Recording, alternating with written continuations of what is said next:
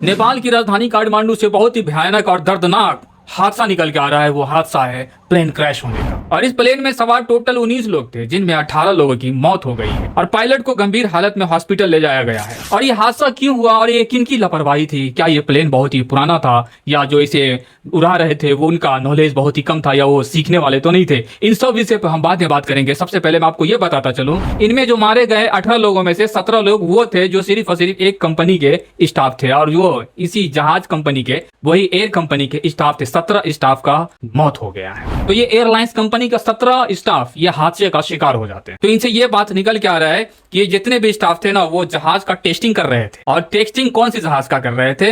ये जहाज दरअसल 21 साल पुराना जहाज जो बंद पड़ा हुआ था, जो बेकार था, 21 साल पुराने जहाज को रिपेयर कर उनका टेस्टिंग ट्राई कर रहे थे। टेस्टिंग ट्रायल किया जा रहा था, जो काठमांडू से उड़ाकर उनको पोखरा ले जाना था। पोखरा तक का उनको ट्रायल था। और तिरी भवन से उड़ान भरकर वो आगे बढ़े। 11 बजे ये प्लेन क्रैश हो जाता है, जिनका फुटेज आप स्क्रीन पर देख सकते हैं। कितना भयानक ये मंजर था। ये फुटेज उस समय का जिस टाइम ये एरोप्लेन क्रैश होने की तैयारी कर रहा था। उस टाइम एक शख्स ने डरते हुए ये फुटेज लिया, और ये जब पूरे तरीके से क्रैश हो गया, उनके बाद इस तरीके का धुआं निकलता हुआ दिखाई दिया, जो बहुत ही भयानक है। और ये जहाज का पूरा पार्ट पुर्जा जलकर राख हो गया, जैसा आप सामने स्क्रीन पर देख रहे हैं। और एक और फुटेज दूसरी तरफ से देखो, ये एयरपोर्ट की तरफ से लिया गया है, काठमांडू एयरपोर्ट की तरफ से, कि किस तरीके से ये हादसा हुआ है। उन चीजों को ये रिकॉर्ड करते हुए दिखा रहे हैं।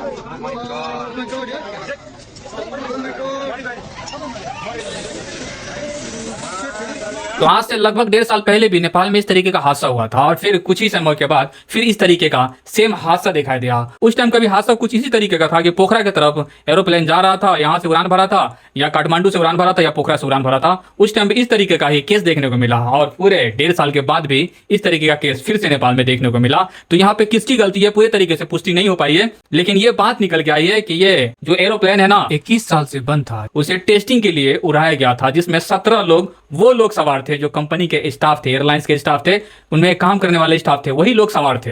कोई इसमें आम आदमी का डेथ नहीं हुआ है। और यही नहीं मेरे दोस्त, बात ये भी निकल के आ रही है, मीडिया रिपोर्ट की अगर बात मानते हैं ना, तो पिछले 14 सालों में 12 विमान हादसे हुए नेपाल में। ये कम बड़ी बात नहीं है। 2010 से लेकर 2024 तक 12 विमान हादसे हुए। लगभग हर साल में एक विमान हादसा देखने को मिला है नेपाल में। 14 जनवरी 2023 को काठमांडू से उड़कर उनको 205 किलोमीटर का सफर तय करना होता है, पोखरा जाना होता है, और वो विमान क्रैश हो जाता है, जिनमें 68 लोगों की मौत हो गई थी। ये ज्यादा दिन पुराना नहीं है। और एक विमान पोखरा इंटरनेशनल एयरपोर्ट पे लैंडिंग से 10 सेकंड पहले वो पहाड़ों में जाकर टकरा जाता है, और प्लेन वहीं पे क्रैश हो जाता है, और वो हादसा का शिकार हो जाता है। देखते ही देखते उनमें आग लग जाता है, जिनमें 22 लोगों की मौत हो गई थी। ये मामला ज्यादा पुराना नहीं है, 2022 का मामला है, जो मई के महीने में इस तरीके का हादसा का शिकार हुआ था ये विमान, जिनमें 22 लोगों की मौत हो गई थी। आपको और पीछे ले चले, 2018 में ऐसी एक प्लेन क्रैश हुआ था, जिनमें 51 लोगों की मौत हो गई थी, और 20 लोग बहुत ही गंभीर रूप से घायल हो गए थे। ये मामला भी ज्यादा पुराना नहीं, 2018 का है। तो इस तरीके का विमान हादसा नेपाल में कसरत के साथ देखा जा रहा है। मतलब हर साल में ये चीज होना ही होना है।